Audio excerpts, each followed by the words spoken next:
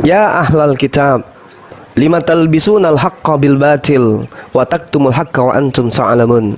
Wahai ahli kitab, mengapa engkau mencampur adukkan antara yang hak, kebenaran dan kebatilan, sementara engkau mengetahui? Apakah Al-Quran ini ketika menegur ahli kitab itu hoax? Tidak. Allah subhanahu wa ta'ala tidak mungkin mengabarkan sesuatu yang tidak valid. Ya ahlal kitab, lima talbisunal haqqa.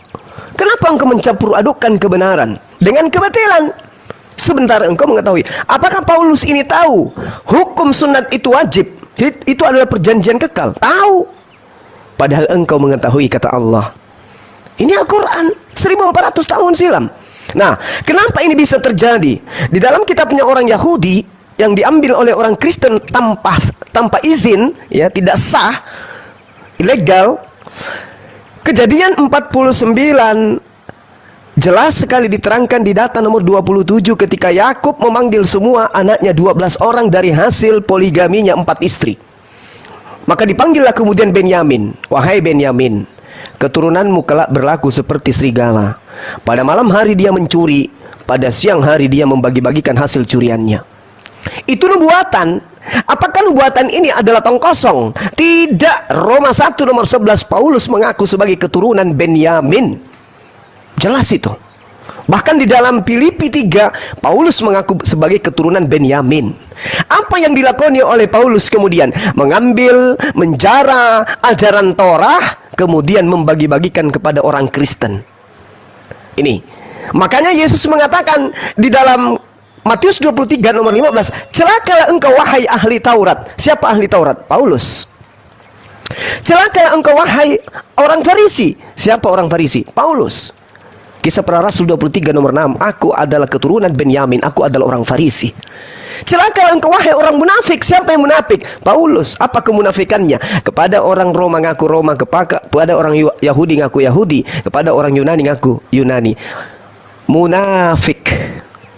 Engkau menyeberangi lautan, engkau menjelajahi daratan, engkau mentobatkan orang menjadi pengikut agamamu. Setelah mereka menjadi pengikut agamamu, engkau menjadikan dia sebagai orang neraka dan 2 kali lebih jahat daripada engkau sendiri. Pertanyaannya sekarang, siapa oknum yang menduduki nubuatan Yesus ini? Karena di data Matius 23, Yesus mengatakan, dan ini semua digenapi oleh angkatan ini.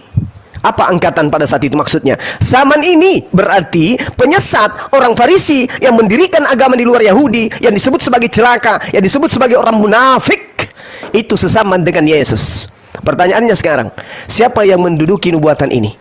Ahli Taurat, orang Farisi, orang munafik, menjelajahi daratan, menyeberangi lautan, mentobatkan orang Roma dan Yunani menjadi pengikutnya dan menjadi orang neraka. Apa dan siapa orang ini? Apa nama agama yang didirikannya? Boleh dilihat di dalam Kisah Para Rasul 24 nomor 5. Agama yang didirikannya itu adalah Nasrani. Inilah Paulus, tokoh dari agama Nasranion. Nasrani. Siapa orang Farisi yang mendirikan agama di luar Yahudi? Paulus. Apa nama agamanya? Katolik, Kristen. Jadi kita tidak bisa kemana-mana lagi. Jelas sekali bahwa Pauluslah yang menghentikan keturunannya untuk melakukan sunat. Walaupun Paulus mengaku di dalam Galatia dia tidak bercacat di dalam menjalankan hukum Taurat, tapi itu adalah bohong. Demikian, Bung, silakan. Siap. Baik, terima kasih Bang Suma. Sama-sama, abangku. Iya. Iya. Ada lagi nih, Bang. Iya. Ini kan kalau intinya gini kan, Paulus tuh membatalkan perjanjian kekal Abraham, yaitu dengan membatalkan sunat kerat itu untuk Siap. artinya untuk semua kaumnya gitu, Bang, ya. Nah, Iya. artinya padahal kan Kristen dan Katolik. Iya. Dan sebaliknya adalah Rasulullah menerima wahyu bahwa harus melakukan hukum sunat terhadap seluruh umat Islam. Siap. Sedangkan perjanjian kekal Abraham ini kan hanya untuk keturunannya saja, Bang. Artinya keturunan yaitu Yahudi, baik melalui Ishak maupun Ismail. Ya. Nah ini perbandingan ini bagaimana, Bang? Apa nggak salah nih? Misalnya sebetulnya kalau perbandingannya sih sudah tepat. Paulus tidak hanya dengan keturunan Abraham dia membatalkannya, tapi seluruh manusia, seluruh umat manusia dia membatalkan hukum sunat. Rasulullah bahkan menyuruh bukan hanya keturunan Abraham tapi seluruh umat Islam. Manusia.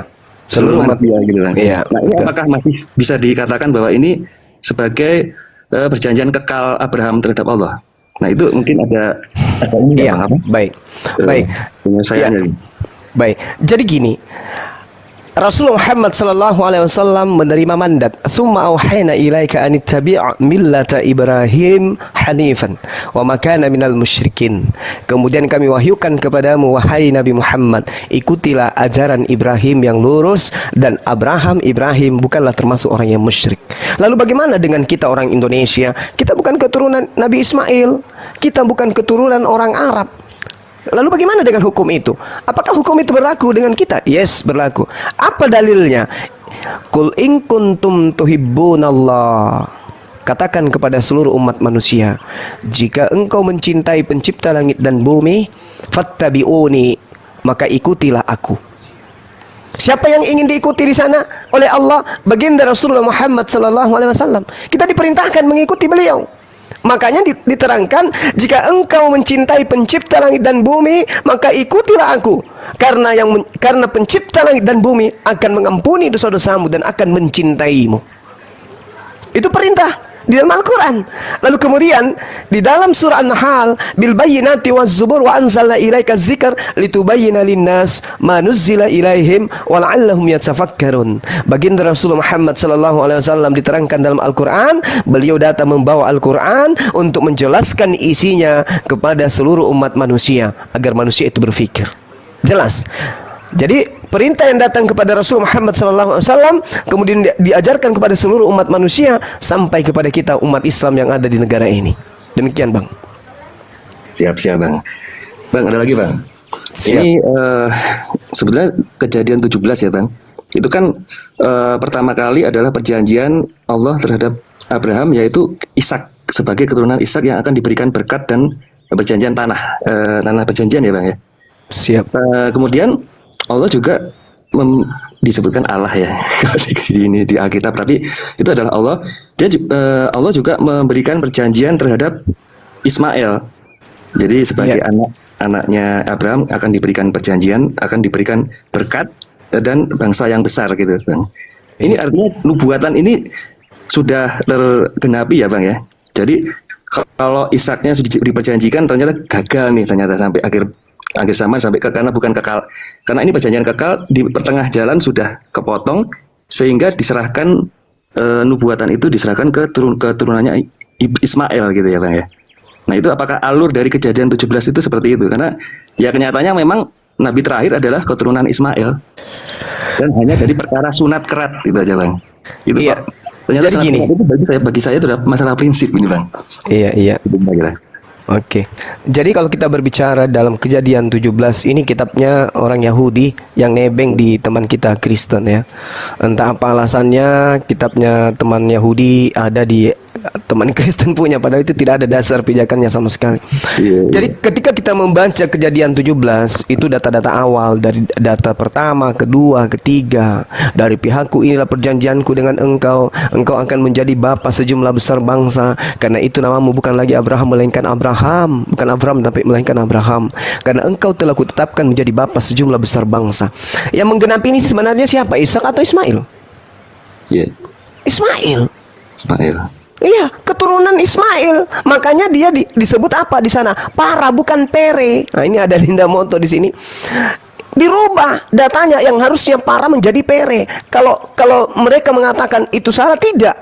Ibrani setahu saya itu tidak pakai nikut. Tidak punya tanda baca, sama seperti Quran ketika diwahyukan tidak memiliki harakat. Orang yang kemudian memberikan nikut sehingga dibaca pere. Sedangkan yang harusnya di situ adalah para. Apa itu para? Laki-laki yang subur. Apa itu laki-laki yang subur? Laki-laki yang akan menurunkan keturunan yang sangat banyak, yang akan menggenapi nubuatan Allah, janji Allah kepada ayahnya. Laki-lakinya harus subur. Laki-lakinya harus punya keperkasaan yang sangat luar biasa. Maka terjemahan yang seharusnya itu baca bukan pere tapi para. Nanti kalau Dinda mau monitor ini bisa dilanjutkan. Nah, aku akan membuat engkau beranak cucu yang sangat banyak. Engkau akan kubuat menjadi bangsa-bangsa, dan daripadamu akan berasal raja-raja. Ini siapa ini? Ini digenapi oleh Nabi Ismail alaihissalam. Kenapa? Kerajaannya sampai hari ini masih ada. Kerajaan-kerajaan Arab masih berdiri sampai hari ini.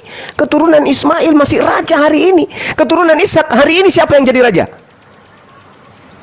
Nggak ada. Berarti yang menggenapi semua janji Abraham dengan Allah adalah keturunan Ismail. Makanya Bang, di data ini ada sesuatu yang menggelitik hati saya dan tanda tanya besar. Apa itu? Ketika dikatakan, ambillah anakmu yang tunggal itu. Ada penambahan, yaitu Ishak. Sejak kapan Ishak ini menjadi anak tunggal? Nggak pernah Ishak jadi anak tunggal. Ishak itu anak perjanjian. Yang diminta dipersembahkan adalah anak tunggal, bukan anak perjanjian. Andai saja dikatakan, ambillah anak perjanjian itu. Tapi tidak, ambillah anakmu yang tunggal. Siapa anak tunggal? Kejadian 17, Carlos. Siap Datuk. Jadi itu hanya melakukan penambahan saja. Seakan-akan Abraham itu tidak tahu siapa anak tunggalnya. Kok ada lagi penambahan, yaitu Ishak. Kaget pasti Abraham kalau ini adalah benar. Ya. Kaget pasti. Tapi anak tunggal itu bisa kita lihat, apakah proses persembahan anak tunggal itu bisa kita telaah secara kritis terhadap Bibelnya teman Kristen yang mereka ambil dari agama Yahudi. Bisa. Coba kita lihat di Kejadian 21 nomor 14, Ismail tinggal di Beersheba. Kejadian 21 nomor 33, Abraham berada di Beersheba.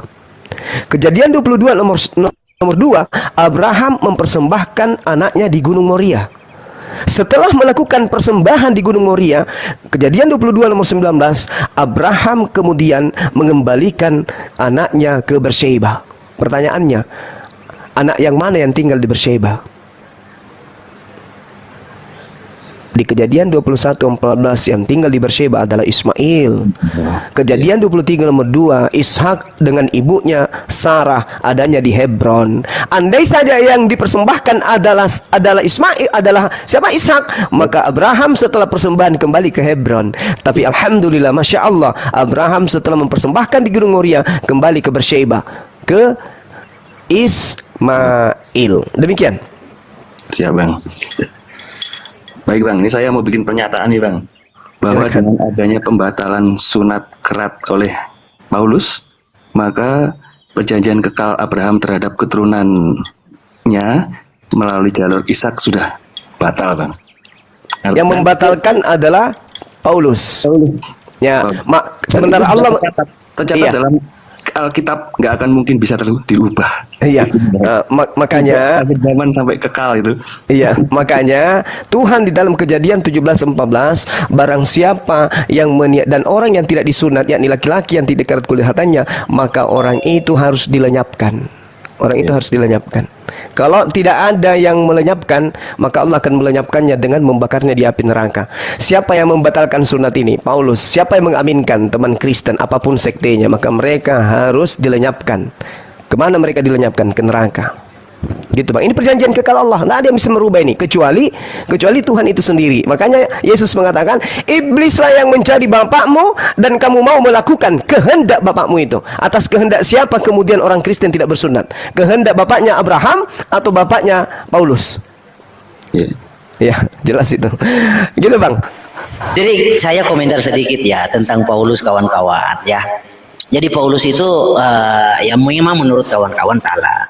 Tetapi Alkitab itu tidak pernah mengatakan Paulus itu salah, ya kan? Bahkan Petrus ya mengakui bahwa Paulus itu adalah rasul, itu legitimasi. Bahkan kemarin saya sudah sempat diskusi sedikit dengan Kores tentang Paulus itu, bahwa Yesus mendatangi dia. Nah, yang menjadi perhatian khusus saya ini dari sudut pandang kawan-kawan muslim nih, harusnya kawan-kawan itu kalau memang Allah Subhanahu wa taala itu mengetahui Paulus seperti apa dan bagaimana dalam konotasi negatif ya Paulus ya, setidaknya kawan-kawan bisalah hadirkan tekstualnya di hadapan kita ini supaya kawan-kawan di bawah juga mengerti dan memahami bahwa Paulus itu negatif dari sudut pandang keislaman juga. Gitu loh. Artinya ada validasi yang secara sah di dalam pernyataan Quran maupun pernyataan sang Nabi. Itu kawan-kawan, maksud saya demikian, supaya memang nilai pengajarannya ada, ternyata juga divalidasi di dalam pengajaran Anda baik Quran maupun hadis.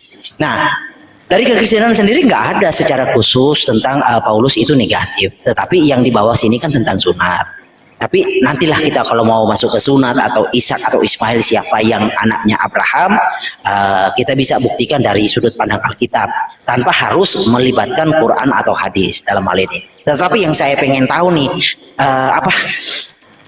sorry saya sebut kekesalan ya kawan-kawan terhadap Paulus itu dari keimanan, dari literatur kawan-kawan itu punya dasar atau tidak ada sehingga Cukup. Oke, silakan. Ya. Bagaimana Al-Quran hadis memandang Paulus katanya? Emang ada di Al-Quran hadis? Silakan Bang Yuma, apa siapalah? Iya, jadi yang membuat pengajaran kemudian dari tauhid ajarannya para nabi kepada Bani Israel berubah menjadi aneh gitu ya. Tuhannya jadi manusia lah segala macam. Itu bukan cuma satu orang. Maka Al-Quran kemudian bukan buku biografi menceritakan orang per orang. Jangankan yang lain, kedua orang tua Rasulullah saja tidak disebutkan di dalam Al-Quran. Tetapi apakah sepi pemberitaan? Tidak. Fabaddalal ladzina zalamu qawla ghairal ladzi qila lahum. Al-Quran menarasikan lalu orang-orang zalim mengganti perintah Allah dengan mengerjakan yang tidak diperintahkan kepada mereka. Sebab itu kami timpakan atas orang-orang yang zalim itu dari langit, karena mereka berbuat fasik. Siapa orang-orang zalim ini? Paulus in the gang. Meskipun kemudian tidak disebut nama, karena Al-Quran itu bukan buku biografi. Paulus itu tahu bahwa menyembah selain daripada Hasem itu sesat. Tetapi karena beliau ingin jempol dari penjajah waktu itu, maka dia menyelewengkan ajaran para nabi. Makanya Al-Quran mengatakan apat mauna ayyuminu lakum wa kad kana fariqum minhum yasmauna kalam Allah. Apakah kamu masih mengharapkan mereka akan percaya kepadamu? Padahal segolongan dari mereka mendengarkan firman Allah, lalu mereka mengubahnya setelah mereka memahami, sedang mereka mengetahui. Ini siapa ini? Yang pernah mendengarkan firman Allah ini siapa? Paulus. Paulus mendengarkan kalamullah, bahkan dia mengaku sebagai ahli kitab, ahli Taurat. Dia tidak bercacat dalam menjalankan hukum Taurat. Dia dengarkan firman Allah, tapi kemudian dia rubah. Apa buktinya? Efesus 2 nomor 15. Dengan matinya Yesus, dia telah membatalkan. Padahal dia membaca firman Tuhan. Hukum Taurat itu tidak boleh dibatalkan. Dia sudah baca, dia tahu, tapi dia rubah. Ini yang Al-Quran katakan. Makanya Al-Quran menjelaskan, "Fawailul lil ladzina yaktubunal kitaba bi'aidihim tsumma yaquluna hadza min 'indillah liyastaru bihi tsamanan qalila." Maka celakalah yang sangat besar bagi orang-orang. Kenapa orang-orang? Karena banyak orang yang menulis buku, bukan cuma seorang, bukan cuma Paulus. Maka celakalah orang-orang yang menulis buku dengan tangan mereka sendiri, lalu dikatakannya ini dari Allah, dengan maksud untuk memperoleh keuntungan yang sedikit. Ini yang harus ditekankan di sini. Yang sedikit. Jadi kalau ditanya, untuk apa Paulus merubah-rubah firman Tuhan? Untuk mendapatkan keuntungan sedikit. Apa sedikit itu? Supaya namanya dikenang. Hanya itu. Yes, hanya itu. Karena Al-Quran mengatakan untuk mendapatkan keuntungan yang secuil dengan perbuatannya dia. Maka celaka yang sangat besarlah bagi mereka akibat yang ditulis oleh tangan mereka sendiri, dan kecelakaan yang besarlah bagi mereka akibat apa yang mereka kerjakan. Apa yang terjadi kepada penulis-penulis Bible? Kecelakaan yang sangat luar biasa yang terjadi pada mereka. Ini Al-Quran menarasikan. Jadi kalau saudaraku mencari namanya Paulus dalam Al-Quran, memang tidak ada. Tapi tipikalnya, pengajarannya semua disentuh oleh Al-Quran. Disentuh oleh Al-Quran. Walamma ja'ahum rasulun min indillah musaddiqan lima ma'ahum. Ya. Dan setelah datang kepada mereka seorang rasul dari sisi Allah, membenarkan apa yang ada pada diri mereka. Sebagian dari orang-orang yang diberi kitab Taurat melemparkan kitab Taurat itu di belakang punggungnya, seolah-olah mereka tidak mengetahui bahwa itu adalah kitab Allah. Siapa pelakunya? Paulus. Makanya dikatakan hukum Taurat itu sampah.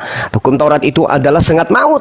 Tidak ada orang yang diselamatkan karena taat kepada hukum Taurat. Kata siapa? Kata Paulus. Padahal mereka tahu. Padahal Paulus tahu. Nah, inilah yang Yesus juga katakan, celakalah. Al-Quran juga mengatakan, celakalah. Yesus mengatakan, celakalah ahli Taurat, orang Farisi yang menjelajahi daratan, menyeberangi lautan, mendirikan agama di luar agama Yahudi. Al-Quran juga mengatakan, celakalah orang yang menuliskan kitab dengan tangannya sendiri. Jadi Al-Quran dan Yesus sama-sama mengutuk Paulus. Demikian. Oke, boleh saya tanggapi, bro? Silakan Bang Malik. Oke. Bang Herdi, sorry. Ya, jadi gini loh kawan-kawan, ya, saya pengen sekali memang anggapan negatif terhadap Paulus dari kawan-kawan Muslim itu punya dasar, artinya berbasis suatu keterangan yang tervalidasi oleh tekstual literatur Anda. Nah, saya mendengar sedikit tadi Anda mengatakan bahwa Paulus itu membatalkan ini dan itu, ya kan? Kalau di dalam Efesus 2 kan itu dia berkata dengan matinya, bukan Paulusnya, tapi Paulus mengatakan dengan matinya Yesus dalam daging telah membatalkan hukum Taurat. Jadi bukan Paulusnya, Paulus mengajarkan bahwa Kristus Yesus itu adalah kegenapan hukum Taurat. Nah, jika memang Allah itu mengetahui hukum sunat, ya, kita akan masuk kepada Taurat dengan spesifikasi sunat. Jika memang Allah itu menghendaki sunat tidak bisa dibatalkan, ada tidak indikasi bahwa sunat tidak boleh dibatalkan di dalam Quran? Nah, itu saya sih berharap punya hal-hal petunjuk seperti itu supaya kawan-kawan memang punya pegangan, memang sunat itu tidak boleh dibatalkan dengan petunjuk Allah Subhanahu wa taala lewat Quran. Saya berharap itu kawan-kawan bisa memberikan dasar hukumnya supaya memang apa yang dikatakan oleh Paulus ada indikasi ke sana, nyambungnya ke sana. Tetapi kalau memang tidak ada nyambungnya ke sana, bagaimana kita bisa membangun argumentasi tanpa tuntunan? Nah, ini kan sesuatu ibarat kita membangun rumah di atas pasir. Datang badai hancurlah, karena memang apa yang narasi yang kita bangun itu tanpa dasar. Ketika ditanyakan maka akan menjurus ke lain-lain. Nah, itu yang saya katakan dari tadi kawan-kawan, bukan dalam hal kita mau cari menang kalah dalam berdiskusi, tetapi kita mau menggali apa yang diinginkan Tuhan untuk kita manusia, lewat apa dan dari siapa Tuhan mewujudkan, merealisasikan rencana penyelamatan itu yang kita mau gali. Silakan. Oke, saya ya. Jadi gini, Bung. Ketika kemudian Al-Quran bernarasi tentang Bani Israel, ini udah sering kali saya ajarkan internal Islam di tempat saya ya. Di dalam surah Al-Ma'idah, Allah telah memproklamirkan kepada kita umat manusia belakangan. Walaqad ahazallahu mitsaka bani Israil wa ba'atsna minhum 12 naqiban wa qala Allahu inni ma'akum la in aqamtumus shalah wa ataitumuz zakah wa amantum bi rusuli wa azzartumuhum wa aqradtumullah qardan hasana. Dan sungguh Allah telah mengambil perjanjian dari Bani Israel. Tetapi kata Allah apa? Mereka melanggar perjanjian itu. Fabima naqdihim mitsaqahum. Dan kami jadikan hati mereka keras membantu. Mereka dikenakan laknat oleh Allah. Wa ja'alna qulubahum qasiyah. Jadi jelas Al-Quran. Cuman Al-Quran itu kemudian karena narasinya bukan untuk kemudian seperti apa yang dilakukan oleh penulis-penulis Bible, tapi ini adalah wahyu. Al-Quran diberikan kepada manusia untuk berpikir. Tidak perlu sedetail mungkin, oh di situ ada ini dibatalin, tidak perlu seperti ini, tidak perlu. Cukup kami umat Islam diajarkan walaqad ahazallahu mitsaka bani Israil. Dan sungguh-sungguh Allah telah mengambil perjanjian dari Bani Israel. Apa perjanjian itu?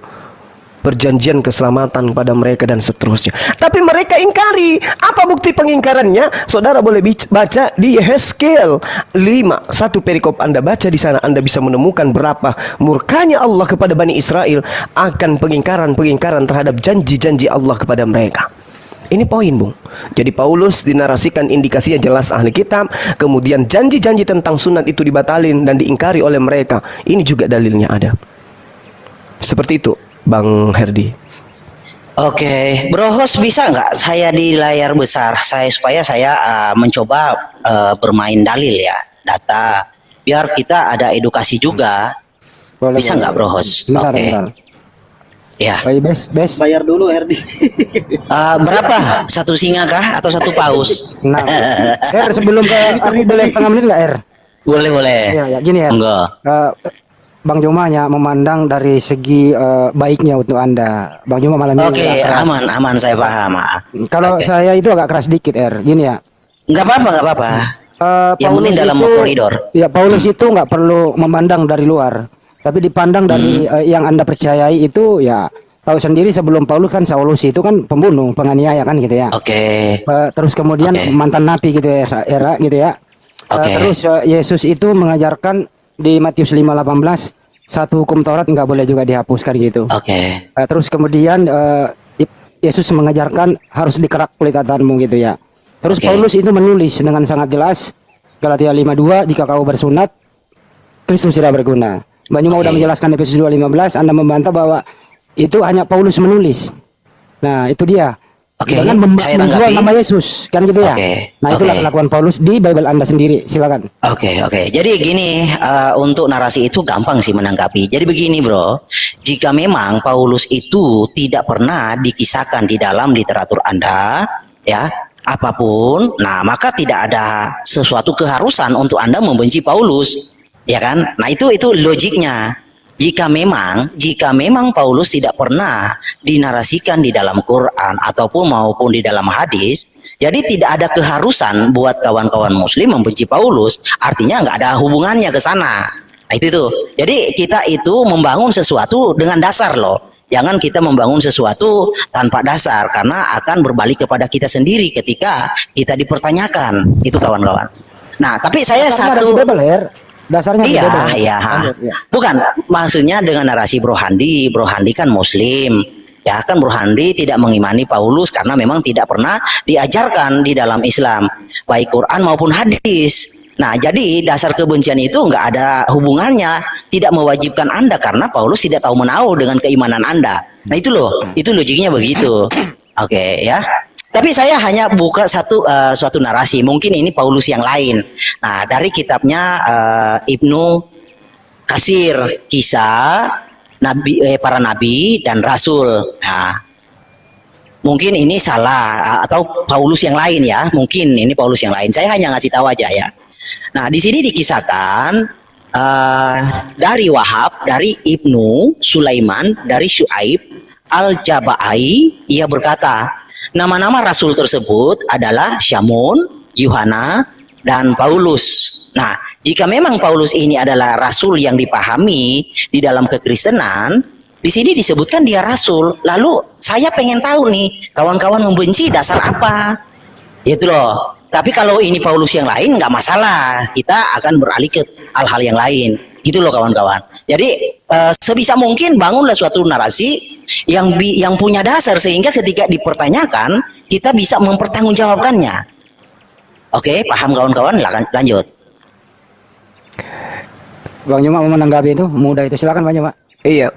Jadi kalau di narasi Islam Anda dapatkan ada yang bernama Paulus mengajarkan kebaikan, mengajarkan kebenaran. Berarti lagi-lagi Paulus difitnah dong di dalam kitab saudara kalau begitu. Karena Paulus di dalam kitab saudara sendiri menarasikan sesuatu yang bertentangan dengan firman Tuhan. Kalau di internal Islam ada kaidah-kaidah seperti itu, saya rasa yang disebut di sana dalam bahasa Arabnya itu kan bulus tuh kan, bukan Paulus. Kan jelas di sana. Terus kemudian Paulus ini diajarkan menyembah kepada Allah dan kemudian mengajarkan menjadikan Nabi Isa alaihissalam sebagai Rasulullah. Nah, apakah Paulusnya Kristen demikian adanya? Kan tidak. Nah, sekarang tinggal saudara yang memilih. Kalau Paulus yang Anda sebutkan dalam hadits tadi mengajarkan menyembah kepada Allah Subhanahu wa taala dan mendudukkan Nabi Isa alaihi salam sebagai Rasulullah, lantas kemudian Anda mengatakan itu adalah Paulus Anda, berarti Anda harus meyakini bahwa ternyata Nabi Isa alaihi salam adalah Rasulullah dan juga Allah Subhanahu wa taala adalah Tuhan yang Anda harus akui keberadaannya. Apakah demikian, Saudara Herdi? Saya tanggapi, Bro. Iya, silakan. Oke. Jadi saya butuh klarifikasi sebenarnya, apakah itu Paulus yang sama atau Paulus yang lain. Nah, kalau memang Paulus yang lain, saya nggak akan masuk lebih dalam lagi. Tetapi kalau itu Paulus yang sama, loh kok mengapa Anda menganggapnya bukan rasul? Soal dia menyembah siapa itu nanti, itu tak level berikutnya. Tetapi kita pastikan dulu, apakah oknum yang sama atau oknum yang berbeda. Nah, kalaupun oknum yang berbeda, kawan-kawan di sini nggak punya dasar untuk membenci Paulus karena tidak pernah diajarkan. Karena mengacu dari pengajaran sebagai akidah Anda kan Quran, basis keimanan kawan-kawan Quran, hadis ataupun tafsir. Loh kok tiba-tibanya kalau nggak ada di Quran, nggak ada di hadis, nggak ada di tafsir, kawan-kawan punya niatan membenci sesuatu yang tidak diajarkan. Bukankah itu sifatnya suuzon? Ya, artinya melakukan sesuatu, sebentar kawan, santai aja. Melakukan suatu manuver tanpa petunjuk, artinya sudah melebihi kekuasaan apa yang kekuasaan Tuhan Anda. Tuhan Anda tidak mengajarkan demikian, tetapi Anda melakukan demikian. Bukankah itu sesuatu yang batil? Coba silakan tanggapannya. Jadi gini, Bung, saya yakinkan dalam bahasa Arabnya itu tidak dikatakan rasul.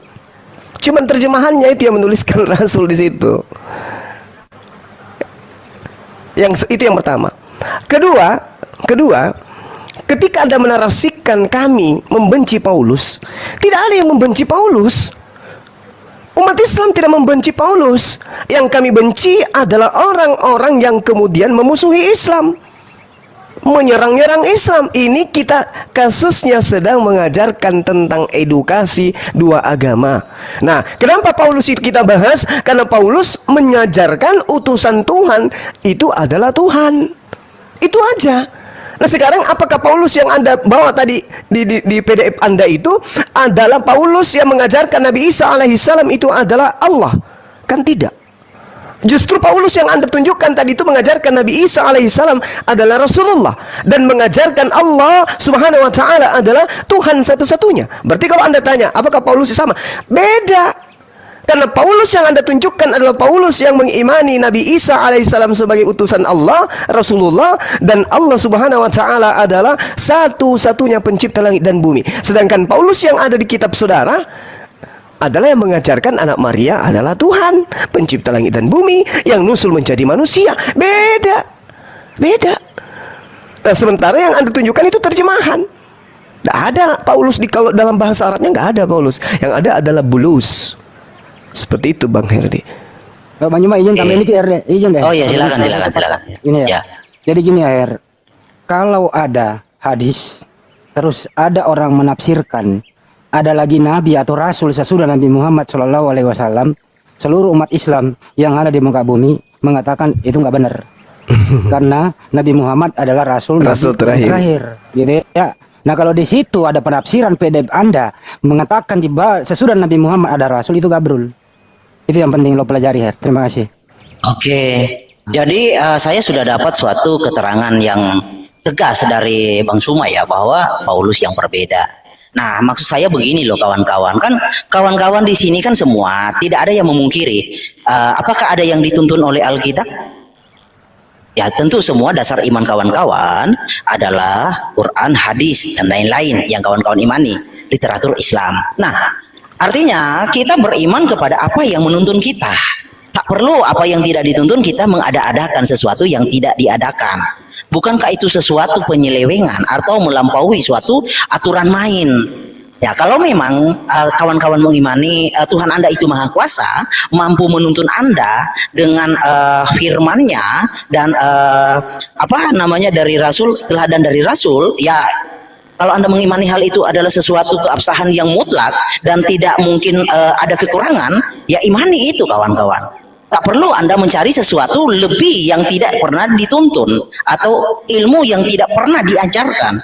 Nah, itu kan sesuatu kebatilan, melanggar sesuatu kemahakuasaan. Artinya ada suatu sifat yang menganggap rendah Tuhan, bahwa Tuhan kok tidak sempurna menyatakan ini. Jadi butuh dukungan dari sesuatu yang di luar dari literatur Islam untuk mengkoreksi keimanan seseorang. Nah, itu akan secara tidak langsung Anda menganggap bahwa Tuhan yang Anda sembah tidak mampu memberikan suatu pernyataan yang tegas kepada dasar keimanan Anda untuk memperkuat keyakinan. Nah itu loh maksud saya kawan. Jadi kalau memang toh tidak dituntun di dalam Quran dan hadis, ya janganlah kawan-kawan melampaui itu, karena tentu kawan-kawan sudah tahu melampaui itu adalah, kata Quran, adalah orang-orang yang tidak baik. Gitu loh kawan-kawan. Saya sih berharap kita itu ya, sekalipun kita berbeda ya, kita wartakanlah masing-masing. Tak perlulah kita masuk ke ranah. Kalaupun mau masuk ke ranah Alkitab, ayo kita diskusikan Alkitab tentang bagaimana. Tetapi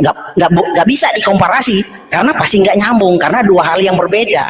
Ibarat air dan minyak, nggak mungkin. Ya bisa bersama-sama tapi nggak mungkin bersatu. Oke, tapi saya nggak panjang-panjang, saya mendengarkan Bang Suma, setelahnya saya ingin turun, ya.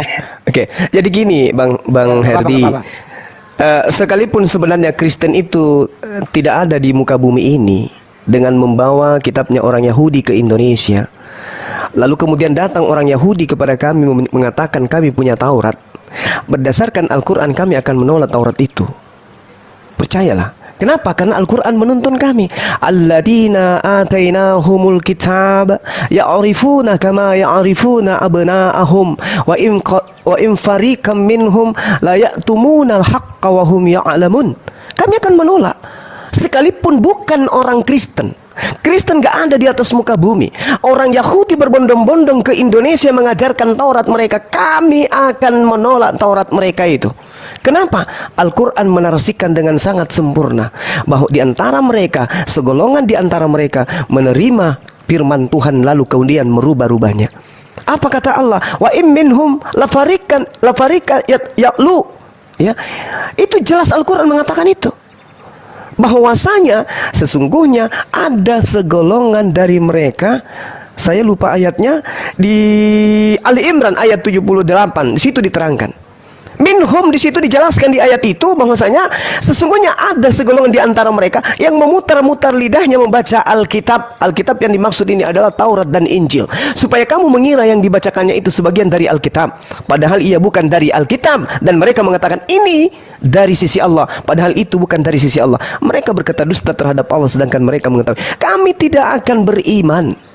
Apatah lagi yang mendatangkan kitab yang Anda katakan itu adalah firman Tuhan, bukan lagi orang Yahudi, orang Belanda yang datang bawa ke Indonesia. Sedangkan yang empunya kitab aja yang datang kami tolak, Bung. Apalagi kalau orang Belanda, apalagi saudara-saudara Kristen yang bukan Bani Israel. Sungguh-sungguh umat Islam akan menolak itu. Tolong pahami itu. Jadi bukannya kami itu tidak mau, kenapa harus membahas kitabnya orang Yahudi? Tidak, karena ada orang non-Yahudi yang datang ke Nusantara ini mengajarkan seakan-akan itu adalah kitabnya Yahudi. Sedangkan Al-Quran mengatakan bahwa kitabnya orang Yahudi, segolongan dari mereka mendengarkan dan memutar-mutar lidah mereka membaca Alkitab, supaya kami umat Islam mengira bahwa yang mereka baca itu adalah dari Alkitab, padahal kata Allah, padahal itu bukan dari Allah. Wa yaquluna huwa min indillah wa ma huwa min indillah wa yaquluna 'alallah. Itu jelas itu. Mereka berkata tentang Allah, tetapi mereka berdusta terhadap Allah, sedang mereka mengetahui. Jadi kalau orang Yahudi ahli kitab datang ke Indonesia mengajarkan Taurat, kami tolak. Al-Quran mengatakan itu. Apalagi orang Kristen yang bukan Bani Israel, Bung Herdi. Tolong dipahami itu. Ini iman kami. Ini iman kami. Sedangkan teman Kristen datang membawa Torah, membawa kitabnya orang Yahudi, dan seterusnya dan seterusnya. Ya pastilah kami membentengi akidah kami dengan Al-Quranul Karim. Begitu saudaraku Herdi. Demikian. Oke, ya saya terakhir aja 1 menit ya, closing aja ya.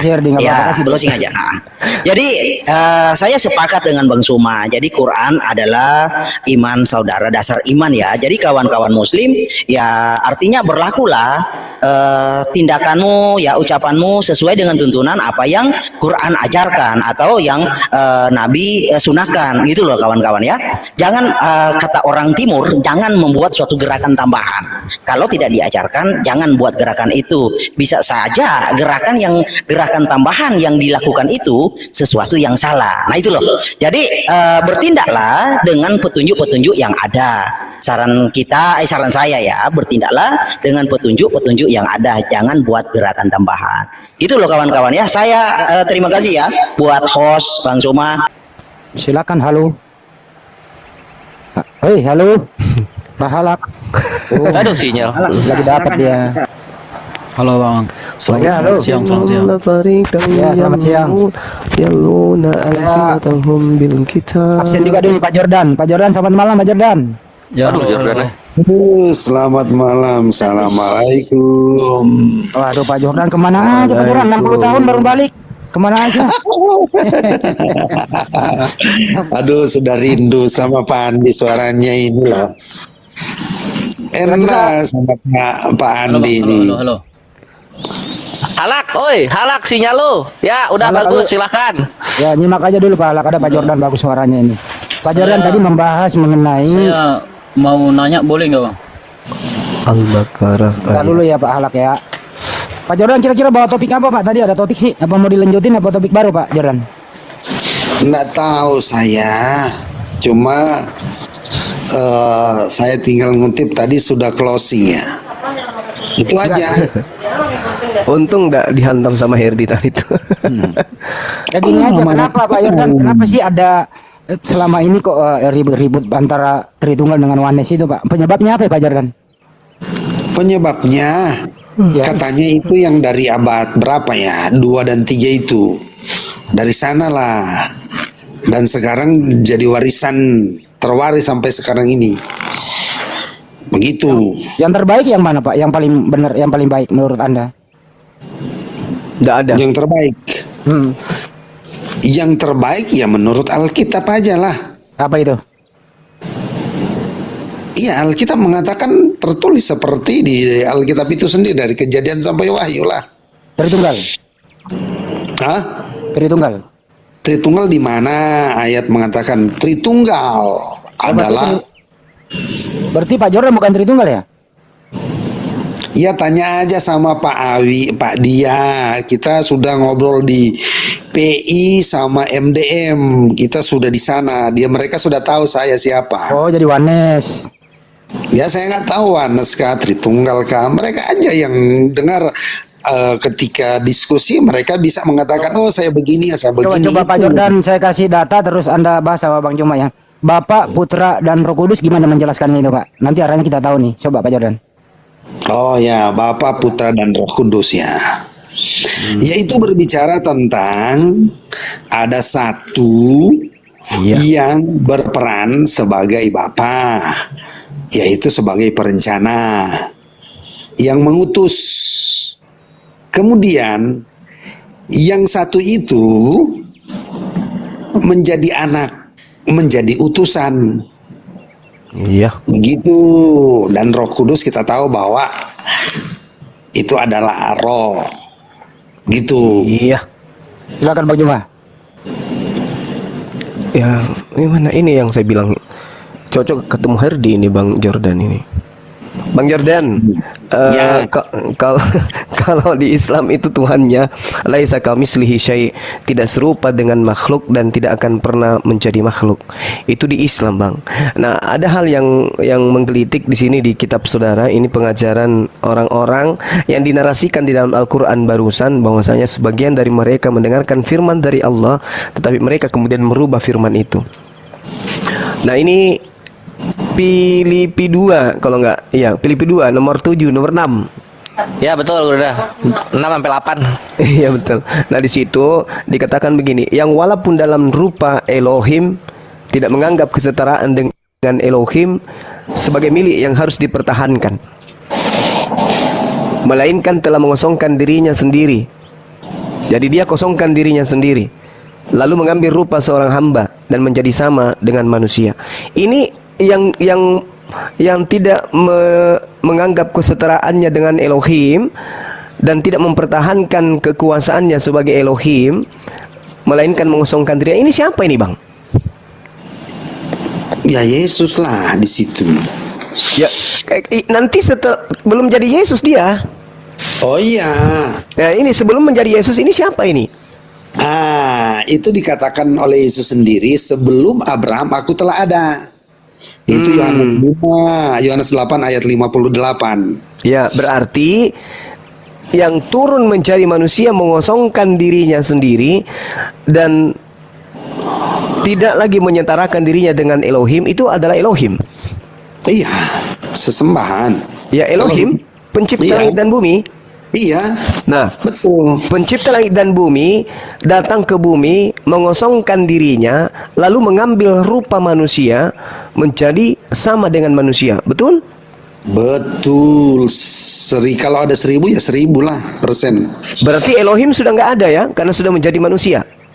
Oh enggak lah. Eh? Di situ mengosongkan diri. Iya.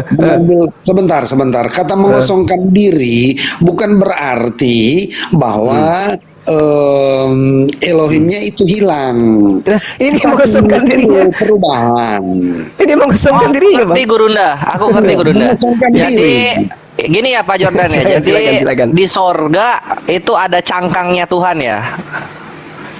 Cangkang Tuhan gimana? Saya belum mengerti pertanyaannya. Lah Janganlah. ketika kosong yang tinggal apa gitu loh. Kan ini Bapa di sorga nih, Elohim di sorga.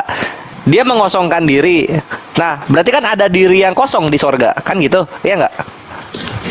Ya, Itu oke. kalau manusia kan gini Pak Jordan. Kalau manusia kan mayat ya.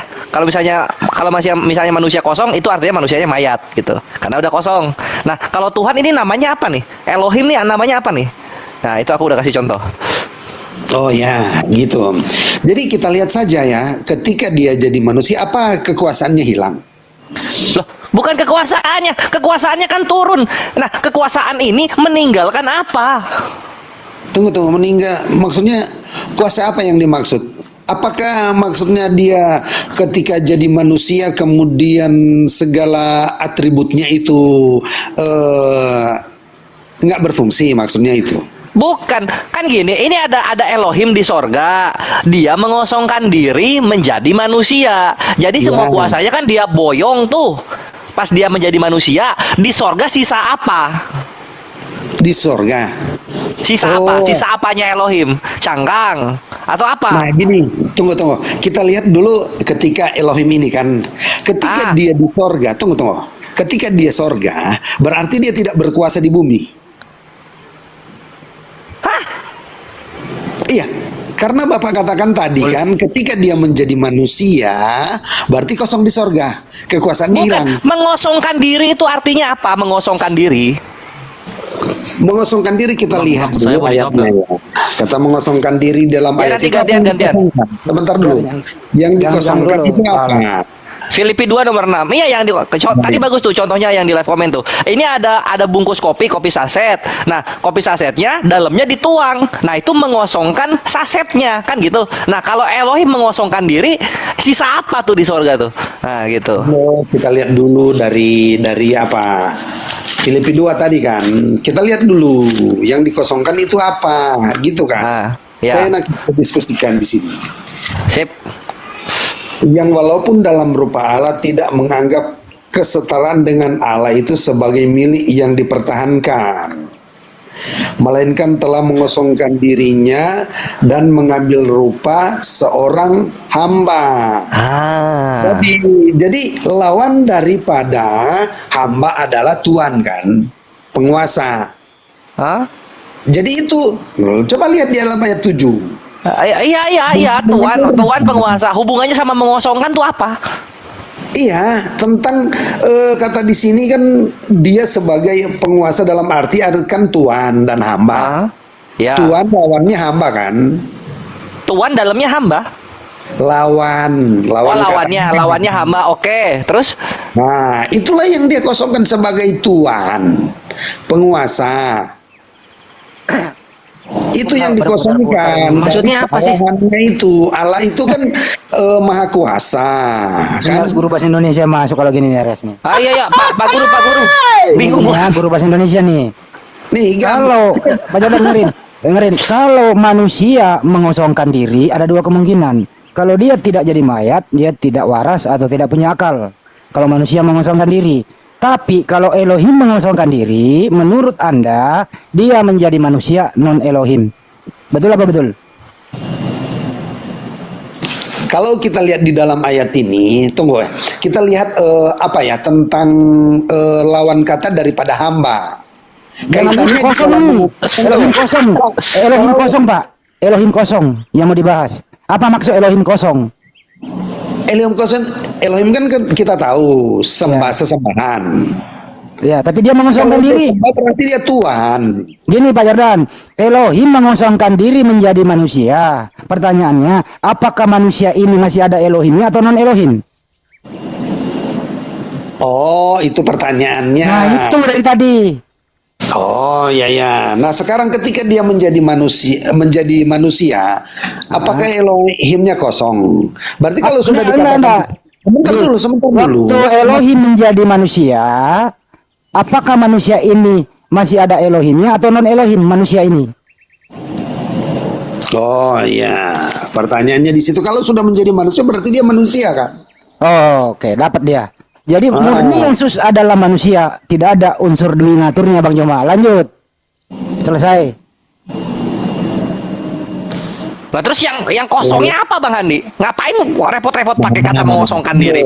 Ya itu nama karena plaza aja guys. Tunggu. Elohim Enggak, itu gue pengen yang kosongnya itu loh.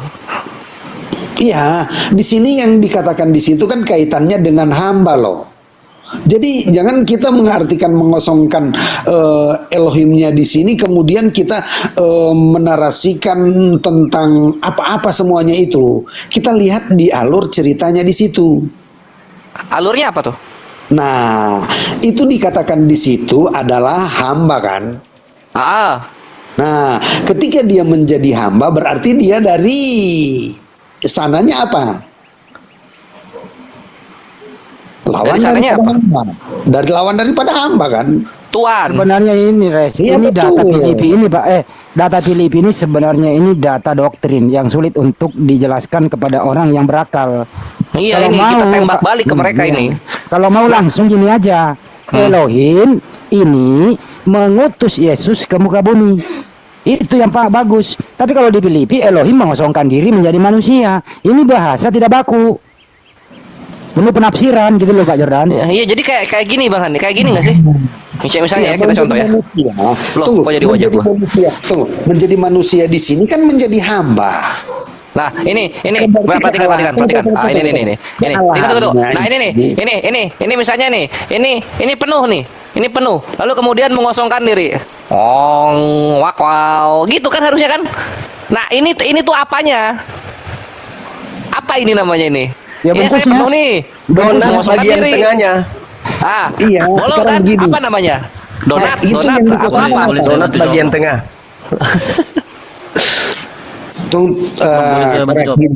Pak Kores gini. Kita lihat apa yang dikosongkan, air kah? Pertama air. Kalau di dalam gelas, air kah? Air yang berisi kopi kah? Air yang berisi susu kah? Air bercampur dengan gula kah? Kan tadi dikatakan cuma air. Tapi kalau di dalam ayat ini secara spesifik mengatakan tentang apa? Kok bener-bener praktek nggak bener lu? Tentang aduh gimana ini Pak Andi ini kenapa biasanya agak alim ini Pak Andi ini kok Enggak. saya sementara kan di sini Ya udah kita yang skip aja di situ dulu ya. Kita beri Bang Juma dari tadi loh. Bang Juma ditanggapi dulu deh ini. Biar kita pindah satu langkah lagi Bang Juma. Silakan. janganlah kita bernarasi mengosongkan itu hal-hal apa yang dikosongkan. Yang pertama yang harus kita lihat kalau dari segi harafiahnya kan tentang pencipta menjadi ciptaan. Itu yang pertama. Dalam Jangan ini konteks- dulu Bang, jangan dulu mengosongkan diri dulu. Start awalnya dulu. Yang walaupun dalam rupa Elohim. Ini rupa Elohim loh. Yang nanti mengosongkan diri itu adalah benar-benar Elohim loh. Yang walaupun dalam rupa Elohim tidak menganggap kesetaraan dengan Elohim sebagai milik yang harus dipertahankan. Jadi apapun dalam rupa Elohim, kekuasaan, keperkasaan, kemuliaan, semuanya itu nanti dilepaskan. melainkan telah mengosongkan dirinya dan mengambil rupa hamba dan menjadi sama dengan manusia. Jadi tadi Elohim ini, penggambaran Elohim itu sudah kodrat Elohim dilepaskan, lalu mengosongkan diri, lalu mengambil sisi kemanusiaan. Jadi Elohim melepaskan keelohiannya, melepaskan semua rupa keelohiannya, menjadi bentukan manusia utuh. Karena dikatakan, dan dalam keadaannya sebagai manusia, ia telah merendahkan dirinya. Jadi memang tadinya maha kuasa, maha perkasa, maha pencipta. Dia dalam rupa itu, dia lepaskan, dia kosongkan itu semua. Dia masuk dalam dimensi makhluk, yaitu manusia, lalu merendahkan dirinya, bahkan taat sampai mati di atas tiang salib. Berarti yang mati itu adalah pencipta langit dan bumi. Tidak ada lagi Elohim, tidak ada lagi. Udah dikosongkan dirinya dan mengambil rupa manusia, lalu mati dia. Udah selesai, nggak ada Elohim. Nah, begitulah kehidupan orang Kristen yang harusnya. Lanjut. Oke.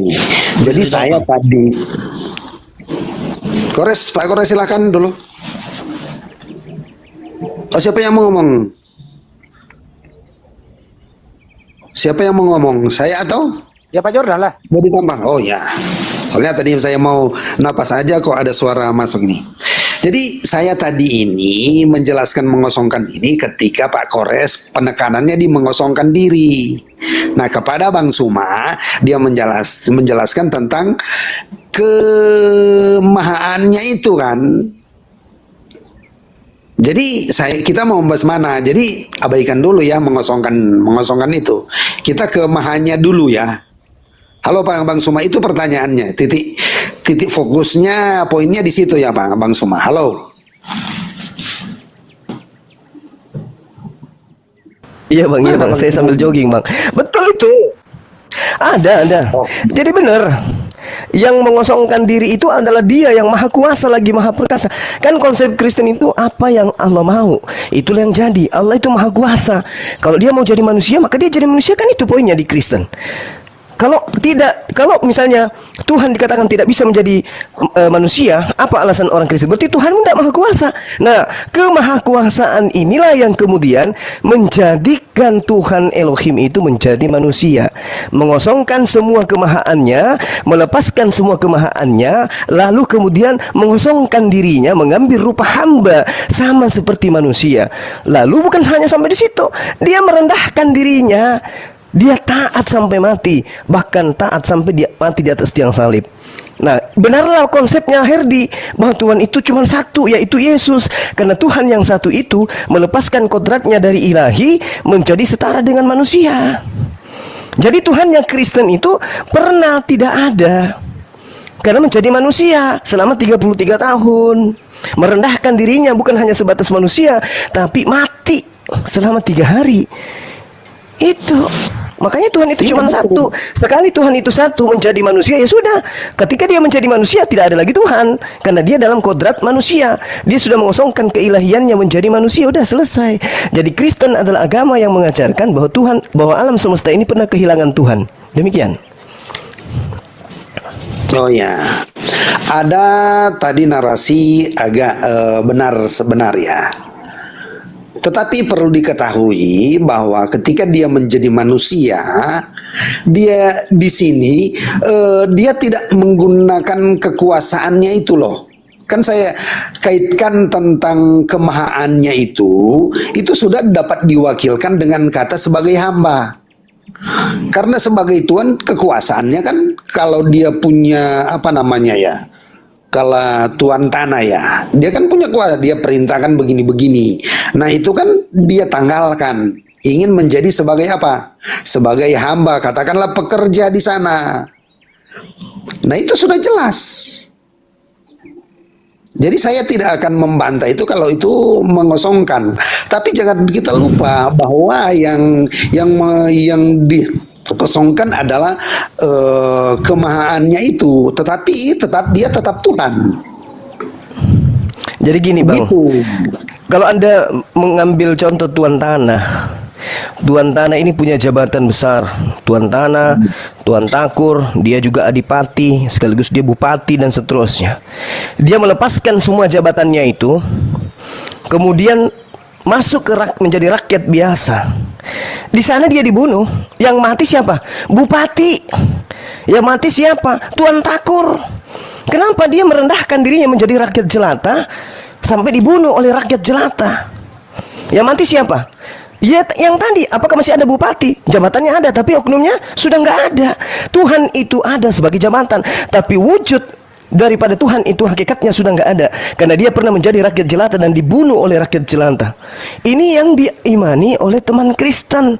Tuhannya nuzul menjadi manusia, mengosongkan diri dari kodratnya sebagai Tuhan. Dia kosongkan dirinya, lalu hidup menjadi hamba, yaitu manusia, lalu merendahkan dirinya dan taat sampai mati, bahkan sampai mati di atas tiang salib. Selesai. Maka endingnya adalah Kristen pernah meniadakan pencipta langit dan bumi selama 33 tahun plus 3 hari 3 malam di bawah tanah. Demikian. Iya. Nah itu nanti masalahnya besar kali nanti tuh Bang. Yesus yang manusia di dalam Roma 14 nomor 9, untuk itulah Yesus mati, supaya dia dibangkitkan untuk menjadi Tuhan. Nah sekarang permasalahannya, Tuhan tadi yang mengosongkan dirinya tadi itu, yang sudah tidak ada lagi ketuhanannya, mati. Siapa yang menghidupkan? Nah, jadi apa yang mengatakan itu siapa yang menghidupkan? Penjelasan menghidupkan siapa? Penjelasan dari Bang Suma tadi itu betul ketika dia datang merendahkan. Saya tidak akan membantah itu. Ya, sudah jelas. Dia menjadi manusia, bahkan mati di kayu salib. 3 hari di alam maut sana, mati di sana. Dan dia bangkit. Nah, tadi apa kelanjutannya itu? Soalnya Ya, terlalu kan tadi Anda sudah mengakui nggak bahwa pencipta langit dan bumi itu meninggalkan kemahakuasaannya menjadi setara dengan manusia? Anda sudah Ya, akui kan? betul. Nah, Sudah akui. dalam kondisinya sebagai manusia, kodrat keilahian Tuhan pencipta langit dan bumi sudah nggak ada. Ibaratkan pesawat Bang, alam semesta ini, pilotnya berubah menjadi kecoa. Gak ada lagi yang menjalankan pesawat. Bagaimana alam semesta ini selama 33 tahun tanpa Tuhan? La haula wala quwata illa billah. Pesawat sementara mengudara di atas ketinggian 30.000 kaki, tiba-tiba pilotnya menjadi kecoa. Siapa yang menekan tombol? Allahu Akbar, meledak. Boom, hancur alam semesta ini. Apakah seperti itu konsep diajarkan oleh para nabi? Gini Pak, saya tidak akan gimana? Silakan. Di sini Lanjut. kita akan melihat bahwa dia datang dalam konteks untuk penyelamatan, ya, untuk penyelamatan. Karena yang mati sebenarnya manusia, kemudian dia menggantikan itu. Kalau mau dikatakan bagaimana dia mengosongkan kemahaannya, ya betul, karena dia memang mati. Tetapi apakah ketuhanannya itu hilang? Tidaklah. Bagi kami, apakah kekuasaan di sorga itu menjadi katakanlah, kalaupun sudah ditinggalkan kemudian apakah kacau balau di sorga? Tidak, karena ada nubuatan, dia datang sesuai dengan nubuatan, dengan sebuah program rencana kerja dari dirinya sendiri. Begitu, karena apa? Ketika dia datang kemudian mati di kayu salib untuk membuktikan bahwa dialah yang menciptakan kematian itu sendiri, dan dialah yang akan mengalahkan maut itu sendiri, kematian itu sendiri. Sudah jelas, karena kematian itu adalah ciptaan sekunder dari dia sendiri, bukan ciptaan primer. Seandainya manusia tidak makan, pasti manusia tidak akan mati. Terciptanya kematian itu karena mereka melanggar perintah. Maka Tuhan ciptakan kematian. Karena mereka sudah mati, bagaimana caranya supaya manusia itu hidup? Maka dia datang sendiri. Karena apa yang dia katakan, ketika kematian itu sudah tergaris, maka dia konsekuen menggantikan posisi itu. Begitu. Allahu Akbar. Aduh, saya punya perut sakit ini. Tuhan datang dengan program kerjanya. Gini Bang,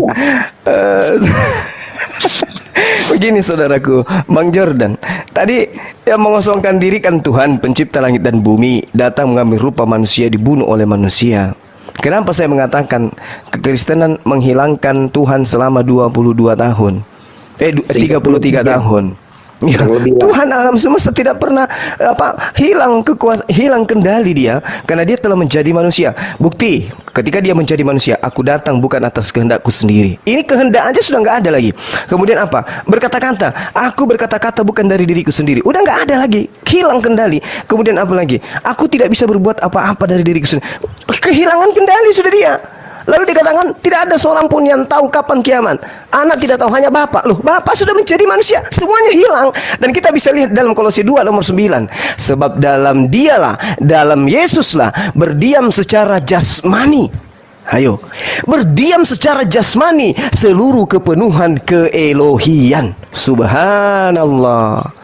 Jadi jasadnya Yesus itu bukan hanya rohnya, jasadnya Yesus itu adalah Elohim itu. Jadi yang nete itu adalah Elohim. Yang makan dan disuapin dan diceboin itu adalah Elohim. Kolose 2 nomor 9 saling menguatkan dengan Filipi 2 6 sampai 8.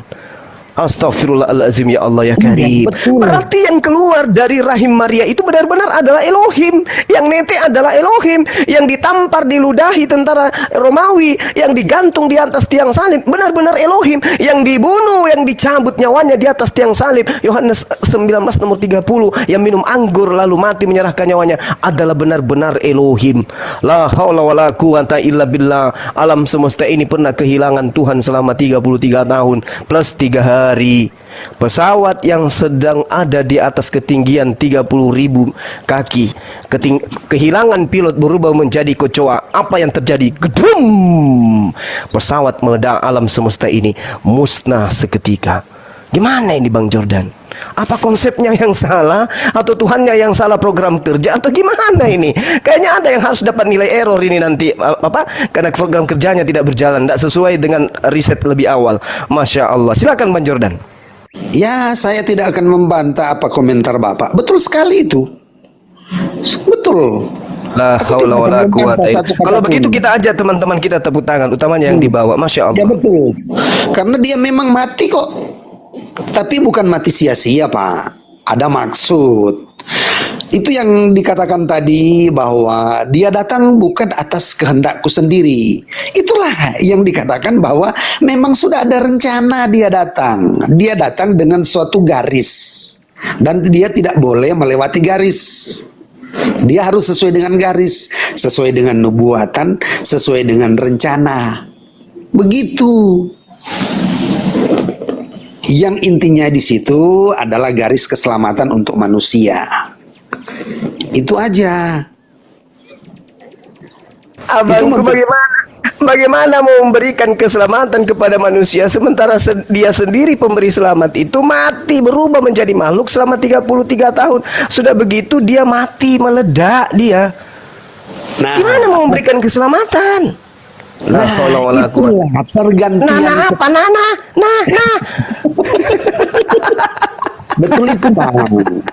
Betul dia. Bang Andi lanjut, Bang Andi. Jadi di sini ada pertukaran ya. Kan ketika manusia jatuh dalam dosa kan mereka harus mati.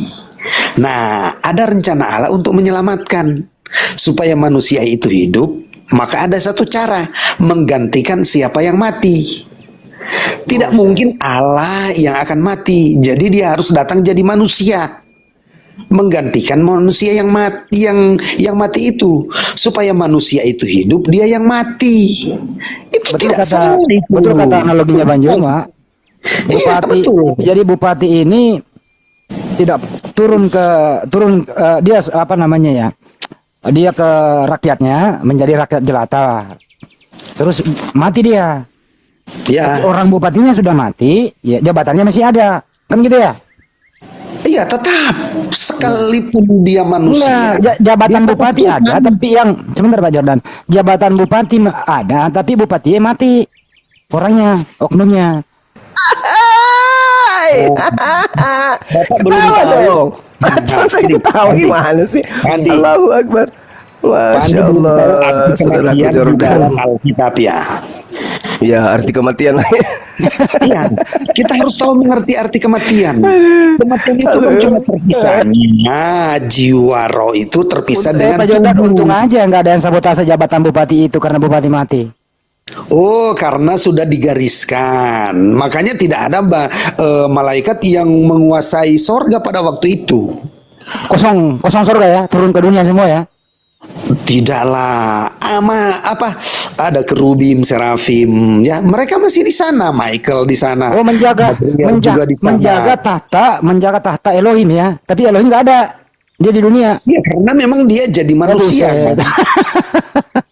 Itu sudah jelas. Memang di dalam Filipi Buset, itu Pak. kami tidak mau menyangkal, malah kami bersyukur, Pak. Kami Untung yang nggak harus ada Pak Jordan, untung nggak ada yang sabotase loh.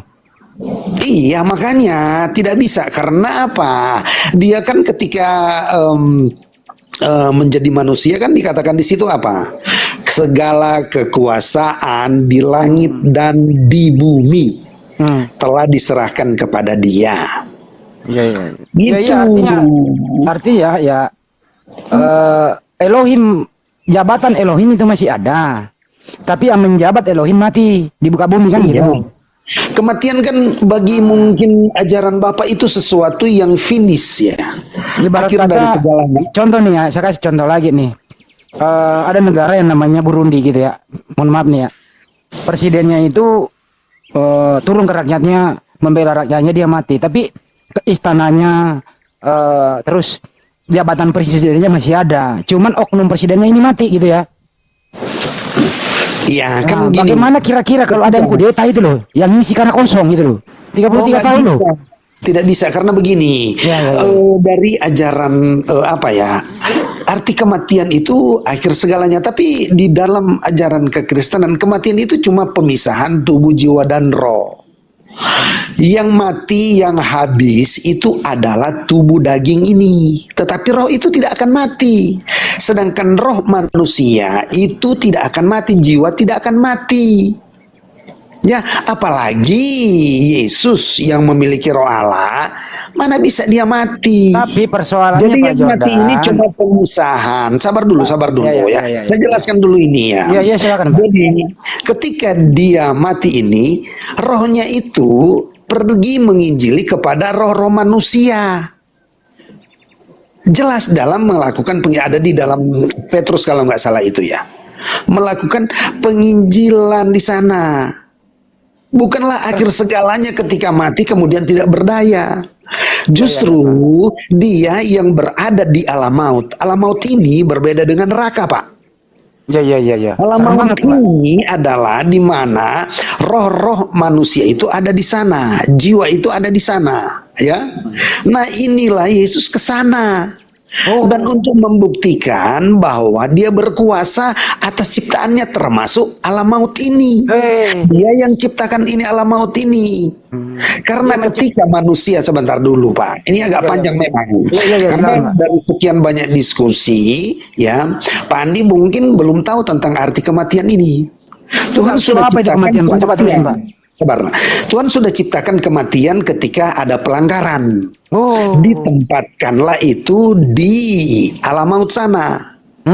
Di sanalah manusia itu ditampung. Nah, Yesus mati di sana, ke sana. Dan kemudian karena dialah yang menciptakan baik kematian maupun alam maut, maka dialah yang akan apa? Keluar dari sana. Dialah yang sulung pertama-tama keluar dari sana. Maka itulah yang disebut dengan kebangkitan. Iya, paham. Begitulah. Jadi Padahal lebih duluan Lazarus bangkit daripada Yesus. Oh iya, betul sekali. Tapi Lazarus mati juga. Apakah Lazarus hidup? Bentar dulu Pak Jordan. Jadi Elohim ini menciptakan kematian, terus mengalami kematian, terus kemudian bangkit dari kematian, gitu ya? Itu memang betul. Ya betul. Elohim menciptakan kematian, mengalami kematian, terus menikmati kematian, gitu ya? Iya, karena ketika manusia mati, kan dia mengasihi manusia, Pak. Masuk ulangnya nanti. Jadi di sini Pak, coba perhatikan ketika Masa bilang gitu Mas Olang, katanya Mas Olang anaknya orang merasai. Lanjut semangat Bang Yuran, semangat. Ya, betul. Jadi gini Pak Andi, ketika manusia ada di Taman Eden kan Tuhan sudah bilang, jika engkau memakan pohon pengetahuan baik dan jahat itu pastilah engkau Kan akan makan pohon Bang, masa pohonnya buahnya buah pohon. Jangan makan oke. pohon. Salah makan pohon. Buah. Jika engkau makan buahnya itu pasti engkau mati. Nah, disitulah kematian itu diciptakan oleh Tuhan sendiri. Gini Gitu. Pak Yoran, ya Pak Yoran, jangan kemana-mana dulu ah. Jadi gini ya, Jelas itu kok. jadi Elohim mengosongkan diri menjadi manusia. Elohim menciptakan kematian. Saat dia menjadi manusia, dia ikut mati bersama dengan ciptaannya, gitu ya. Dan menikmati ciptaan kematiannya itu. Kemudian dia bangkit Saya lagi, tidak kembali Pak Andi, menjadi katakan Elohim. menikmati. Jangan katakan enggak ada seperti itu menikmati. Turun ke alam Apa ya? lah. Merasakan. Ya turun, kata di dalam bahasa Alkitab dikatakan turun ke alam maut. Oh, Gitu loh. turun ke alam maut. Jadi berarti dibawa kuburan itu ya? Kuburan itu kan cuma berdiamnya tubuh daging ini menjadi tanah. Iya, alam maut kan di bawah tanah, Pak. Alam maut kan di bawah tanah, Pak. Oh, tunggu. Ya, Kita ya. tidak bisa katakan itu seperti itu, tapi boleh-boleh saja ya. Tetapi jelas di situ bahwa tubuh ini kan kembali kepada debu tanah. Iya. Tetapi jiwa roh itu ke alam maut. Oh, jadi Dan ya, di begini ya. sana Jadi Yesus- Elohim, Pak Joran, jadi Elohim yang Anda maksud itu ya, merasakan kematian di alam maut, begitu ya? Ya, betul. Ya. Iya, Jadi betul. Elohim pernah mati. Iya, memang betul. Yang mati kan cuma yang binasa kan adalah tubuh, tetapi roh jiwa itu nggak mati. Manusia aja nggak mati, apalagi Yesus. Itu Artinya kan kalau di dalam berapa gini. hari Pak itu di alam maut itu, Pak? Berapa hari dia beraktivitas di alam maut? Kalau Yesus, Berapa? kalau Yesus kan 3 hari gitu Kalau loh. Elohim berapa hari? Dialah Oh di ya, 3 sana. hari. Nah, saya Pak, ini satu gambaran. Kan saya sudah sering diskusi dengan Muslim yang lain, mengatakan bahwa ada siksa kubur yang disebut dengan alam barzah. Elohim Nah, kena seperti siksa kubur itu, juga. Bang. Elohim Ya. kena siksa kubur juga. Elohim. Oh, nggak ada di dalam ajaran kami itu mengatakan alam maut itu adalah siksa kubur, bukan seperti itu. Sebab di ngapain, dalam Pak? Daniel. Terus ngapain dia di kuburan, Pak? Ngapain dia di kuburan, Pak? Tunggu Pak. Tuh, Iya, coba, di coba, dalam Pak. Daniel 12 ayatnya yang terakhir, Yesus katakan begini kepada Daniel, tapi engkau Daniel beristirahatlah. Kata beristirahat itu engkau mati, tetapi akan dibangkitkan lagi. Gitu. Jadi di alam kubur itu, Pak, ngapain aja sih Elohim itu, Pak? Alam maut itu ada di dalam 1 Petrus, dia itu menginjili. Ada roh-roh di sana. Roh-roh siapa aja, Pak? Roh-roh yang meninggal yang belum mendengar tentang Taurat juga di sana. Ada rohnya Paulus nggak, Pak? Ada rohnya Paulus nggak di situ? Ya jelas ada di sana, tetapi Oh, bukan ketemu tujuan lagi ada di sana. rohnya. Tetapi yang menjadi tujuan Yesus ke sana bukan Roh Paulus, tapi mereka yang belum mengecap tentang hukum Taurat dengan Injil yang diberitakan. Oh, jadi mengajar Taurat dan Injil di alam kubur. Injil. Oh, mengajar. Jadi masih Iya. ada kesempatan orang belajar di alam kubur. Iya, karena kan mereka berbeda dengan Pak Andi. Kalau Pak Andi sekarang ini mendengar tentang Injil, tapi mereka itu tidak dapat dijangkau oleh hukum Taurat dengan Injil itu sendiri. Ya, paham, Pak. Ini Iya, ada gitu. holy. Dengerin dulu, Pak. Ini ada holy. Jadi holy lu masih ada kesempatan 2 kali nanti kalau lu mati. Lu masih ada kesempatan nanti di alam kubur belajar Injil sama Taurat. Lu santai aja di situ, Holy. Bukan itu, Pak. Ah, bukan itu. Roh yang saya maksudkan di situ adalah mereka yang tidak pernah mendengar waktu masa hidupnya, tidak mendengar tentang hukum-hukum Taurat, hukum-hukum agama. Orang-orang Itu. yang orang-orang yang tidak percaya hukum Taurat dan tidak mengenal diinjilin lagi di sana diajarin. Salah pertanyaannya, bukan tidak percaya, mereka yang tidak pernah mendengar. Perhatikan kata saya. Lihat, tidak Mereka pernah mendengar. tentang ajaran Tuhan. Kayak orang-orang tidak pernah mendengar dakwahnya Yesus gitu ya. Nah, didakwai ulang lah, diceramai ulang di sana, diajarin ulang. Bukan orang-orang yang mati sebelum Yesus. Oh, orang-orang yang mati sebelum Yesus. Berarti ada para nabi dong di situ. Tunggu. Tadi kan pertanyaan tadi, dia Ah, menginjili gimana? Roh Paulus. Ah, Kan lupa. Paulus belum mati pada waktu itu. Oh, Gimana jadi, dia mau misalnya menginjili Roh Paulus? rohnya Nabi Adam ada. Ada, tetapi bukan mereka sasaran daripada Yesus. Kira-kira siapa-siapa itu Pak ya? Mereka yang jelas saja ada manusia kan. Coba kita lihat ketika di dalam kejadian kalau nggak salah ya, ada keturunan di sana. Ya, Misalnya ini, rohnya ini, Pak. Tunggu. Sebelum apa namanya? Sebelum air bah. Iya. Oh, iya. Di sana, salah satunya sebelum air bah. Jadi orang-orang yang Begitu. tersapu air bah di situ ya, karena mereka nggak mau mendengar gitu ya.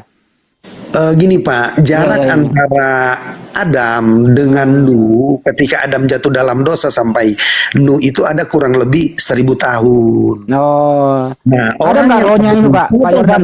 Sabar dulu, Oh, saya belum. iya Pak ya Pak. Jadi orang yang di zamannya Nuh itu mereka sudah mendengar Injil. Kan manusia pada waktu itu umurnya berapa? Iya. 100 berapa? Berarti ada orang yang umurnya dari Adam sampai sebelum Nuh lahir. Mereka lah yang termasuk yang diinjili gitu. Jadi gini Pak Yordan, ada nggak rohnya tentara Romawi yang Algojo itu juga Pak? Oh ya kan mereka belum ada, tetapi kan pada waktu itu mereka belum mati. Yesus Oh, sudah di iya, sana ya. duluan. Iya, nggak ketemu dia ya Pak ya? Iya nggak ketemu kan mereka masih hidup. Iya juga ya. Iya, jadi sebenarnya ketika mereka menyalibkan Yesus, mereka sudah sementara melihat Injil itu sendiri. Gitu, Pak. Di alam roh itu kan ada makan minum tidur istirahat gitu Pak, nggak ada ya? Tidak dijelaskan seperti apa di dalam Alkitab. Iya. Kalaupun ada, mungkin saya belum menemukan, Pak. Tapi yang jelas di sana ada aktivitas belajar mengajar ya Pak ya? Jangan ngarang Pak Andi sayang, janganlah ngarang. Ya Gitu kan loh. tadi menginjili Pak, itu kan mengajar. Oh ya betul, tetapi kan itu cuma di zaman Yesus. Iya, waktu itu 3 hari Pak, ada proses belajar mengajar itu. 3 Cuma hari di isi dalam di kubur. sana lah. Iya. Nah, Apalagi? sesudah itu Pak. Jadi sesudah itu Nah. orang-orang di alam kubur itu, di alam maut itu terselamatkan dong karena udah ketemu yang namanya Yesus 3 hari gitu ya. Ya bagi yang menerima kan tidak ada penjelasan apakah mereka menerima atau tidak. Oh, berarti ada roh juga yang membangkang di sana. Ah, Ya, ngapain saya gue belajar kan sama lu? tidak ada. Orang Iya. udah jadi roh, gitu ya. Mungkin ada tetapi kan tidak dijelaskan. Nah kalau saya menambahkan berarti saya menambahkan juga nggak bisa saya bagi.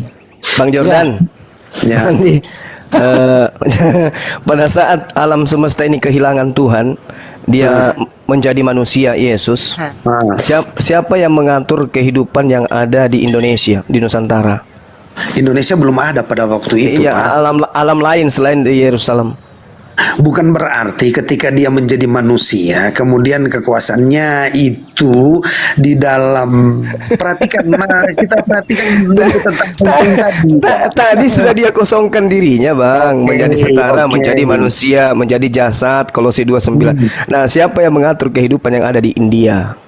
Di India pada waktu itu, seandainya ada pada waktu itu ya. Ya memang ada kan, karena ada lebih duluan Hindu daripada Yesus. Oh, ya, Siapa yang betul. mengatur kehidupan di India? Nehi berica ketumbar jahe. Yang mengatur orang hidup di sana siapa? Ayo Bang, semangat.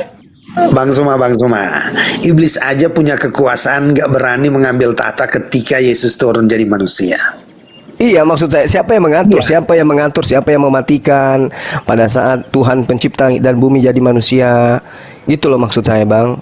Siapa yang Mungkin mengatur ada, tapi saya ikan-ikan yang belum. ada di laut, burung-burung di udara, yang orang mau melahirkan dan seterusnya. Orang-orang pokoknya siapa yang mengatur kehidupan setelah Tuhan penciptanya itu berubah menjadi manusia, apalagi pada saat dia penginjilan di dalam kubur. Siapa yang mengatur kehidupan, Bang? Oh ya, oke. Hmm. Ini kan sudah berada pada sebuah sistem.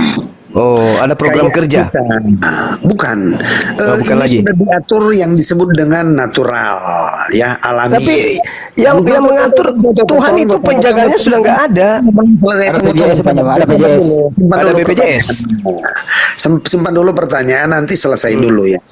Bahwa ketika ini sudah diatur bukan berarti ada lagi yang akan merubah, karena dia sudah atur. Contohnya ya, ketika manusia memakan buah pengetahuan baik dan jahat ini, kita berada di dalam dunia pohon itu. Nah, itu sudah ada sistemnya di sana. Jadi ketika Tuhan pun mati, bukan berarti bahwa sistemnya berubah di sana. Nggak seperti itu. Kan dia cuma datang sesuai dengan penggenapan nubuatan. Oh, begini Pak Rencananya Jordan. untuk dia. Waktu dia turun ke bumi, dia sudah terformat selama Iya, 33 tahun yang terjadi, Pak Jemaah. Begitu. Dia udah format dulu. Begitu. Jadi iblis saja yang apa ya, yang katakanlah punya kuasa. Contohnya dia sempat mengambil anak-anak daripada Ayub. Bang Handi ya, nggak Bang Handi bisa. aja. Dia nggak bisa mau menduduki sorga. Bang Handi aja yang malaikat ikut aku, nggak aja. ikut-ikutan, ah. Tunggu. Sabar dulu. Sama malaikat Michael aja dia nggak mampu. Michael Apalagi sama kerubin, serafim, wah, apa Jackson. dia? Enggak, Bang Handi aja yang ikut-ikutan mengiyakan, aku enggak. Bang Handi aja. Ada di setting. Di dalam kitabnya orang Yahudi, Bang, di Mazmur ya, Mazmur 121. Di situ dikatakan Tuhan penjagamu adalah Tuhan yang menaungimu di sebelah tangan kananmu. Sesungguhnya tidak terlelap dan tidak tidur penjaga Israel. Ini siapa ini, Bang? Yang tidak tidur apalagi mati. Ini ada oknum lain yang mengambil tahta Yesus Elohim yang jadi manusia ini. Gimana ini, Bang? Oh, jangan dulu Bapak mau kawinkan ya antara ayat itu dengan kematian ya. Tidak, kan pada saat Tuhan berubah menjadi manusia, Elohim, ternyata ada yang menjaga Israel, dan penjaganya itu tidak terlelap dan tidak tertidur, apalagi mati. Ia takkan membiarkan kakimu goyah, penjagamu tidak akan terlelap. Betul. Nah, siapa? Ini siapa ini? Ini siapa? Itu ayat apa itu? Ini sudah ada yang ngambil ke Elohim, sudah ada yang ngambil, Bang Handi. Ada yang ngambil. Ada yang sabotase. Ada yang sabotase, Bang Jordan. Oh, udah ada ya? Gini abangku sayang, ini abangku sayang. Ada yang sabotase. Ayat itu harus ditempatkan di posisi bangsa Ada Israel. yang kudeta Elohim. Ada yang kudeta, ada yang mengambil alih. Bagaimana Bang Jordan ini? Jangan-jangan Bang Jordan ini juga jelmaan daripada ini, jelmaan Yesus, bukan, Bang? Jangan-jangan loh. Janganlah berkata begitu. Jangan. Kita ini cuma manusia biasa. Tapi gini, ayat itu jangan dicoba. Mana tahu Bang Jordan pura-pura tidak mengaku supaya tidak dilempari batu sama orang. Aduh, gimana? Aku ini sangat bersyukur aja Tuhan sudah sayang saya. Iya, betul Karos, betul. Lanjut Karos. Allahu Akbar. Jadi jangan mencopot ayat kemudian dibenturin ketika Yesus gitu. Itu kan pada waktu penyertaan Tuhan kepada bangsa Israel. Bukan kudeta, bukan. Tidak ada ya. Kudeta gimana lagi? Jadi tidak ada ya yang apa namanya ya, yang akan menyentuh Israel, karena mereka itu sudah dijanjikan sebuah negeri dan akan mendudukinya, dan Tuhanlah akan menjaga. Namun kalaupun mereka memberontak ya, menyalahgunakan aturan-aturan yang ada, mereka itu dihukum, dan dihukumnya kemana? Kepada pembuangan. Jadi Kemana? Ke Babel. Nah, Tuhan, tunggu bang. Jadi bagaimana Tuhan mau menyatakan dirinya sebagai penjaga Israel sementara mereka merontak? Maka Tuhan hukum. Dengan cara Tuhan menjadi makhluk.